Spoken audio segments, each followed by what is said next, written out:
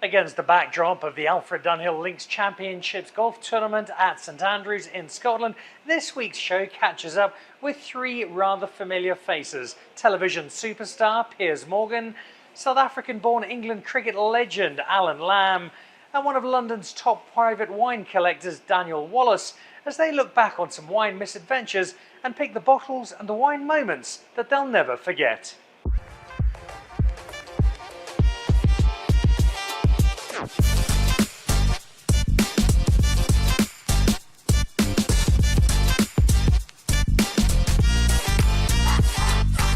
Welcome to a very special edition of Dan Really Likes Wine, where as well as some great bottles, I have some great company for today. Three people who spend an inconsiderable amount of time annoying me greatly on a WhatsApp group, because at least once a day between the three of you, there is some vintage bottle nobody's ever been able to get hold of that you lot are just happily having for breakfast. A warm welcome, Dan Wallace, Piers Morgan, Allan Lamb. Welcome to the show. Welcome to three wine lovers. I think most people know you in various spaces, but maybe not so much in wine. And today's a really important day, Lammy, at the Alfred Dunhill Links Championships, because although the golf is quite important, Allan Lamb's annual wine lunch at the seafood restaurant is definitely the highlight of the entire week. Well, it's a day we don't play golf. It's our day off on a Wednesday. I think there's more people playing golf out there today, and they're silly because we've got another 3 more days, and maybe 4. You know, with the way Piers. Well, four in my case. He could qualify. Yesterday didn't go by. Definitely 4. But no, so it was Skullburger, Beefy, Alan Stanton, and myself came here for lunch. And it just grew from 10 years. Yeah, it's just grown and grown. So we've limited to 12 people. So first come served. If you afterwards you don't get a place. So it's a great occasion, and it celebrates the key element of this week, which is friendship and camaraderie, and we're enhancing it with a bit of wine. And if I look at probably the last couple of months, Piers, there's been you on a yacht drinking champagne out of the bottle with Elon Musk. There was you in a hot tub with 3 finalists of, I think it was Miss Peru. You have a lot of fun, but there also does seem to be a genuine love of wine. Yeah. Is that a relatively recent discovery? My dad, who's still with us, he gave me 2 bits of advice which really stuck with me when I was young. Always be polite to police officers, which I think all of us would agree is a very sensible thing to do, particularly at the Dunhill. And secondly, always drink the best French wine you can afford. So my penchant, pardon the French expression, I'll explain what it is later, Lammy. My penchant is for great French wine. I love great French white Burgundy. I love great French red Bordeaux. So if I had 3 hours to live, that's how I would want to leave this earth, drinking fine Burgundy and fine Bordeaux. But that's not to say I don't like other countries and their wines. I'm a very enthusiastic consumer of geopolitical wine, wherever I may find it, and wherever it may taste particularly exquisite. So I'm looking forward to this. You're in good company, because the man to your left seems to own 8% of the French wine in the UK. If you think you're a Dan that really likes wine, this is a Dan He's that another really level. likes wine. But Dan, let's tell us about your wine story, because you do seem to have an extraordinary collection, but also, as I've discovered in our conversations, a great knowledge and understanding of wine. Well, I picked it up by accident in 2008 when I had my first child, and my wife and I decided we wanted to find the best bottle of wine we could for £10, $15, that sort of level. And but the only way to really know if a wine's good is by then drinking the best. So I bounced up quite quickly to the highest level to then try and settle around where I thought the best bang for your buck would be. But I therefore had to explore every region as well. And the more you start drinking one region, the more you realise there's a whole lot more there that you need to explore. So it's a never-ending odyssey, which I've been quite enjoying. And collecting wine along the way, and sharing bottles and making friends do so. Very generous with his wine, I have to say. Indeed. I've had some very good wine from Mr. Wallace. And I've had it in different parts of the world. And that must be something for you, Piers, when you do travel, which you do a vast amount, when you get somewhere new to go and discover a country through its wines. Well, yeah, like I've got a place in Los Angeles, and I was there for 3 weeks in the summer, and tasted some really great California wine. A lot like California wine is delicious. Then I went to Lake Como for the first time in my life and drank some excellent Italian wine. And then we drove to Portofino, had some lovely stuff there. We then drove down to Santa Fe, me and my sons, on our annual lads trip, and got stuck into some good French stuff on the Anchor Lake. So that was 3 different countries. Obviously very different wines in many ways, but also it's interesting. Unless you really know your stuff, I could probably put a really good bottle of Californian red, Italian red, and French red, stick them all together and shake the bottles around a bit, take the labels off. And it'd be interesting if people could be certain about what country they're actually drinking. I think If you chose the wines carefully, made them quite similar. many would get it wrong, and that's part of the joy of wine and its discoveries. You had a lot of wine. You were a different era as a cricketer, Lamb, apart from the fact that it was all covered in black and white. He was the fun era. Travelled by ship. But tell me, Black and white TVs in that. tell me about David Gower and your champagne sponsorship, because that was, for me, that sounded like a great cricket team. Well, I think David had the taste of fine wine. So when we sort of went to Australia, we always took out with David because we knew he'd select the best champagne on the post. But we found out afterwards that it was getting a little bit heavy on the pocket because David would order the best and make us pay.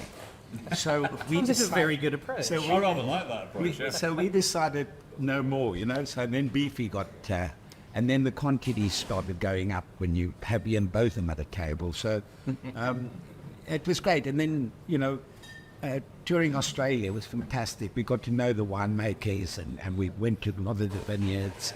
It was great. So instead of your days off, you used to have a Sunday off. 5 days and another, 4 days have a day off and then come back and play the last day. And everyone used to go to the vineyard and get absolutely hammered. And then we used to go and finish off the test match on the last day. But I think... Were your performances better on the last stage traditionally? Or? Well, I thought the last day my performances peaked a bit. but my love of wine came from growing up in Cape Town. And I think Kevin Arnold was working then for, I can't remember that. And we used to go drive out and we used to pay for it. I think it was a rand. We used to get Probably Delhi. Delhi, yeah. Stellenbosch. Just Delhi. And we used to go out and he used to, I think it was 50 cents for a token for a glass of wine. But he used to just give us a booklet. And then we used to face the police with a bit of confidence driving back into Cape Town. You were such a role model to the young people of today, Allan Lamb. Well, I must say that you went to Weinberg, and I know the school still speaks fondly of the wine they served at your 21st in your penultimate year at school, which we remember fondly. We've got some wonderful wine to sample. Quickly before we do try it, though, I often get asked, and I'm sure you guys do as well, what's the best bottle of wine you've ever had? What's your favourite wine? Whenever I'm asked that question, it always comes back to the place and the people with whom I've shared it, because the conviviality around wine is so key to the enjoyment. So if I take you back to start with, Dan, to a particular bottle where it wasn't just the wine that was amazing, but it was the surrounds and the context of that wine. Is there one that springs to mind? Yeah, there is. I think it was quite early on in my wine drinking days, and I remember it was a bottle of Agave from Spain. It was 2001, and it was served in a very poor glass, which wasn't allowing any of the aromas out. But it was my first time I'd probably ever tried a truly fine wine, and it completely blew me away. It was so smooth and fresh. We had it with my parents over a Sunday roast, at the Easter Sunday roast, and it totally captured me.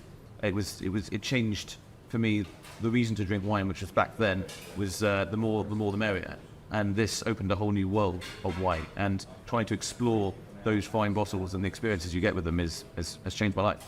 Similarly illuminating experience for you, Piers? I had one that I would definitely have said, and then it got eclipsed, and it's quite an interesting little journey of the eclipse, which I'll tell very quickly. But when I got Larry King's old job at CNN, which was like a holy grail job in news, I said to my manager, if you actually pull this off, where you replace the iconic Larry King, the bloke half his age, who at the time was judging canon-playing things on America's Got Talent, I said, I'm going to buy you a bottle of the best wine I think has ever been made, 1961 Chateau de Tours.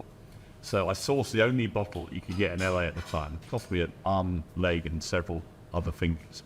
And we had it decanted, and we waited for the contract to be brought to us from the concierge at the hotel I was in. And they brought it as a fax in those days, and they brought the fax to the table. I signed the contract, and then I surprised him with this decanted bottle of the, and it was unbelievable. We drank it very slowly, sip by sip, and savoured it. His dad was a big wine buff and had died a few years before, and we just really enjoyed the moment. And then cut forward about 6-7 years, and in LA they had a big wine tasting night. And in the meantime, I'd gone to, there's a guy called Richard Orders, you know Richard Orders? Yes. Right, he's a big cricket fan, Hong Kong-based UK business guy. And each year he used to have this, on the eve of the Lord's Test match, he'd have a wine night. And I'd been to it 2 years before. And he'd had magnums of Latour. He used to choose one thing. So it would be Latour, Lafite, or Brion, whatever it was. And it was Latour. And he had a magnum of each of the great vintages, including 61 or 59. And I, on the way, really bemused because I thought, I think the 59 was better. And this had gone against everything I stood for with my proclamation that the 61 was the greatest. And then you get to the night in LA, and they flew in the heads of about 7 chateaus from Bordeaux. And we had the guy from Latour, the old guy, very urbane, grey-haired, immaculate suit in his early 70s. And he sat on our table. And the thing was, he tasted a lot of wines, and he gave his expert opinion. So I brought up the 61 and the 59, and he went, Mr. Morgan, which one did you think was the final one? I went, well, this is going to be sacrilege. I said, but I actually think the 59. He went, yes, and you have a refined palate. Because the 59 eclipses the 61, but because there is more of the 59, it has less of a rarefied cachet, therefore it doesn't have the mystique. But the 59 is the greatest of Latour. And I was like, I was very surprised to discover I have a refined palate. I'm not as surprised as these two were later. But it was just very interesting that, you can have a sort of preconceived view of what the glorious wines in history are until you try one that maybe is not quite such a... people don't really talk about 59 Latour.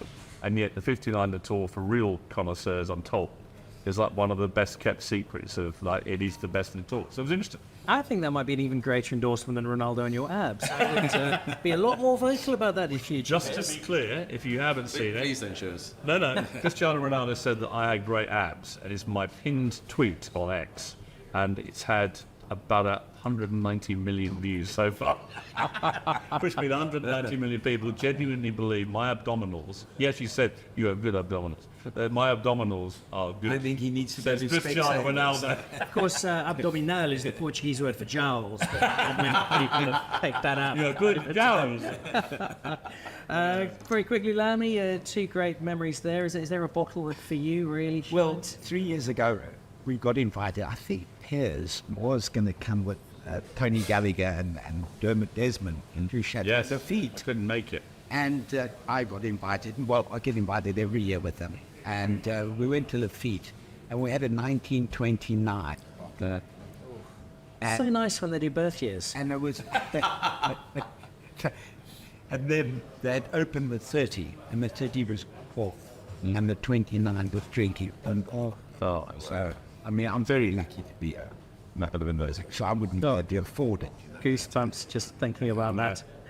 We bought some wine together today to have a little taste of, and in the spirit of Dan really likes wine, we have a very, very simple maxim: a good wine's one you like and a bad one is one you don't.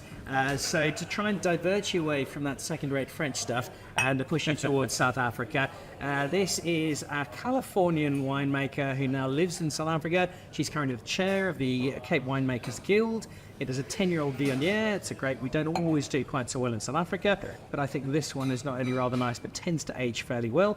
But I shall take your collective learned opinion on what you think of our first wine for today. Cheers, guys. Right, just you have anything you would like to share with me? Mr. Wallace, I know you know the wines of Lismore quite well. I do. I'm a huge fan of her wines, and her whole story and what she created out of nothing was quite astonishing. Somehow even changed the landscape of South African wine. And this is beautiful, and this is in a wonderful place. You think 2014 for a young winemaker could be past its best, but this is just getting going. This is it's got all of the body and weight that you want in a great mature white. And I think this has got another 10 years of continuing to age. Speaking of matured whites aging well, Piers, I'm surprised you didn't have the extra weight and full bodied as well to add to the mix. do you like it? I do. It's it's a nice crisp wine. It's the kind of thing that if you were here in the middle of summer and it was really roasting hot outside, there was a little balcony scene with some fresh fish, and you come out and you guzzle some of that, you'd be very happy. Nice, crisp, nice finish, very tasty, yeah. See if we can get a case of it to your yacht for next summer. That would be much appreciated. Slip it on. Lamb? I have tasted the wines before. I had the barrel fermented Sauvignon. Oh, lovely wine. It was unbelievable. But this, as Piers says, and Dan, this is delicious. I don't think it's a good home, the seafood restaurant, so we'll definitely demolish the rest of this. It is very good for seafood. Before Serene arrives, so we won't last long at all. I also asked you guys to bring along a couple of wines. Very kindly, Piers, you said that actually you'd rather have me round for dinner and see your cellar in London, so Yes, very much we'll so. do that instead. Always welcome. The wine that you bought, Mr. Wallace. So this is the Leopold Poitras 2000. This was the first. This chateau was the first Bordeaux I ever had a wake up and wow moment. Up till the very beginning of my journey in Bordeaux, I found the wines I drank them too young and generally supermarket level, which were quite basic, and they were sharp and tannic and very little pleasure. And then someone introduced me to the 2003 of this, and it had the greatest nose of any wine I've ever experienced. Since then, I've gone on to a bit of Burgundy, but I still go back to that moment. And this is a better vintage, and it's just starting to drink now, in my view. And I think you'll like it. I'll be interested in your views. Well, for purely research purposes, of course. And now let's all have a Oh, crack not at it. both of them. Not both of them. Has joined us. Perfect words. Keep it away from her, otherwise we'll never get a taste. All right, some for Mr. Let's give Lammy a touch as well. Oh, sorry, let's do that. Okay. All right. Okay, you're very much in your home turf here, Piers. Yeah. Is this one striking a chord? Yeah, immediately. I love the nose on it. It's exactly the kind of wine I love.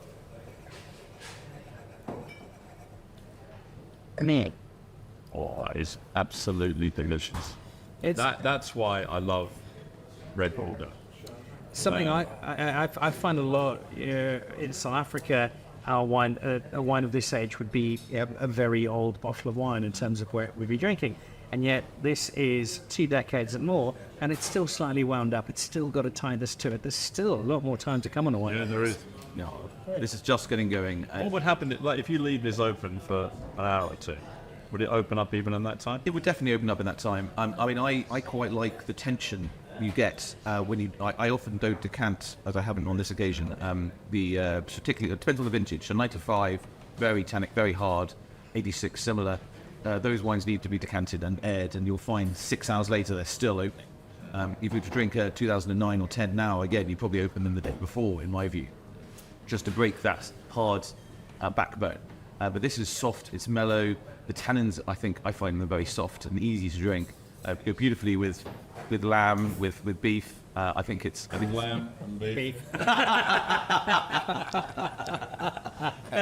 Served up on a platter. Absolutely. What do you think? Delicious. Oh, But I'm surprised that you're saying that you wouldn't decant this. Only because I like the tension in it. I can find that when you decant, 2 things happen. It opens a lot of air, which is great, but it can also warm up a bit. And I tend to find people serve their red wines too warm. And Right. I live by the 20-20 rule. You should take a white bottle of white out of the fridge for 20 minutes before you drink it, and you should put a red into the fridge for 20 minutes before you drink it. And it adds tension, and it no longer, you can get flabby if it's too warm, and therefore. Do you find you get flabby when you see a warm lemmy or not? Well, not for these biceps. Abdominals. well, I think general consensus is you've done particularly well here, Dan. Thank you very much indeed. I'm going to ask you to indulge a little more aggressively so we can finish off his glass, because we have one final one, which I suspect Lammy's found at a garage sale in Northampton somewhere, but he's presenting to us today. Very good vintage of some great Portuguese wine, Mr. Lamb. Ronaldo. Oh, excuse me, Portuguese. Spanish. My goodness, Dad. Were you taking the mickey? Pesquera? No, it is indeed. I hadn't seen the bottle probably. There we go. All right. Why this one? A friend of mine brought in Spanish wines, and probably the best Spanish wine I've is Vegas Sicily. And Was which one? Vegas Sicily. Oh, yeah. And he brought this out, and he said, "You've got to taste it." And it's absolutely delicious. And I love Spanish wines. I love it's robust and it's oaky, Resilient, robust. robust, It's a very Lammy style wine, then, isn't very it? robust. Resilient. And it's also, So it'd be interesting what you think of it. if we think that generally Rioja tends to release its wine so much later than most others, its wine's geared to aging anyway. So, and thoughts? Very nice. Very nice, but it's interesting, isn't it? Like I said earlier, if you'd said to me that was a French Bordeaux, I might have believed you. That's what I mean about you can get a wine like that, you can get a Bordeaux, you can get a Barolo or something, you put them all together. There's not a massive amount of difference, I don't think. Now, it might be to your palate, but to most people, if someone has said that was a ice easy drinking red Bordeaux, I'd believe it. And there's plenty of wood in that, so it's a little harder to pick the fruit exactly, but I think they come together really nicely. It's Delicious. really enjoyable. Really great coughing wine, I'd say.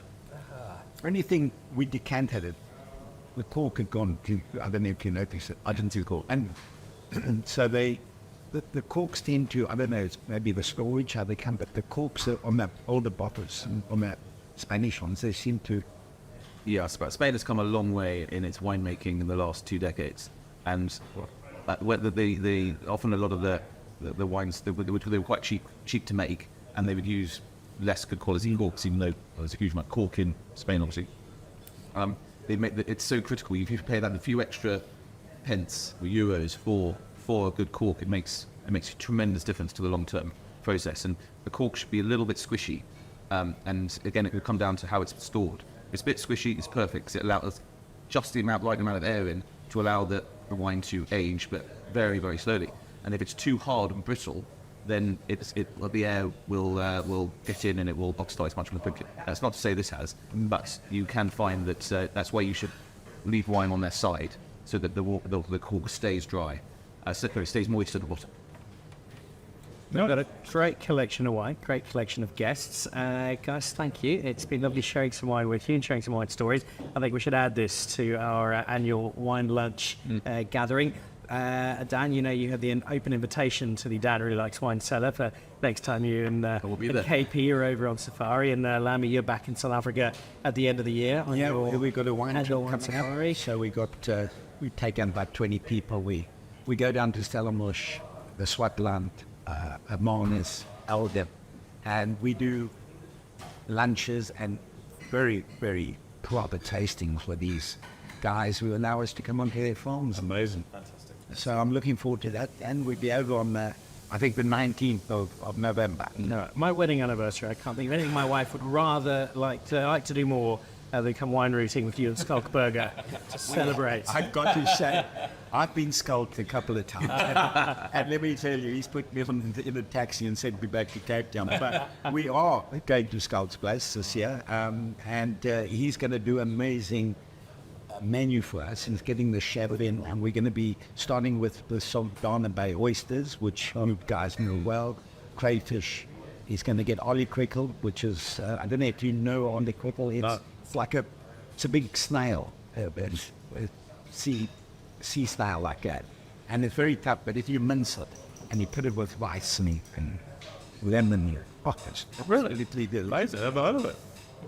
I will see if I can bring a packet over. Yes. I'm sure I'll get it through customs. I've always wanted a package. If you were living in Australia, Dreams do come true.